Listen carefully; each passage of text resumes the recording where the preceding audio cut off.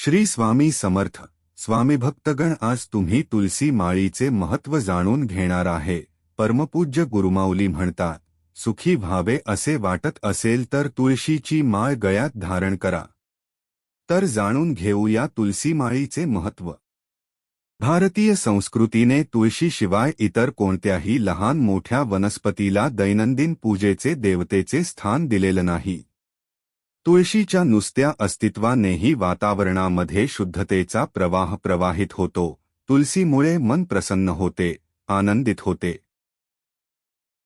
ज्या घरामध्ये नियमित तुळशी पूजन केले जाते त्या घरातील सदस्य कमी आजारी पडतात. तुळस म्हणजे मूर्तिमंत सात्विकता, मांगल्यता आणि पवित्रता. तिचे दर्शनही सुखावह असते. तुळशीचा स्पर्श देखील प्रचंड ऊर्जा देऊन जातो. भगवंताला देवाला काय आवडते तर नावाचा उच्चार, नामाचे चिंतन आवडतं आणि गळ्यामध्ये तुळशीची माळ आवडते. शास्त्रामध्ये तुळशीच्या पानांसोबत माळला देखील अनन्यसाधारण महत्त्व दिले. तुळशीच्या मंजिरी नियमितपणे भगवान विष्णूला वाहिल्या जातात आणि यामुळे भगवान विष्णू प्रसन्न होतात.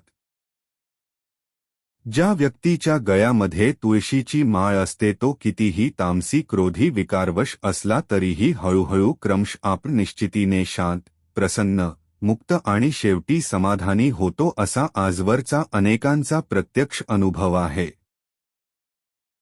तुळशीची माळ घालण्याचे नियम आहे.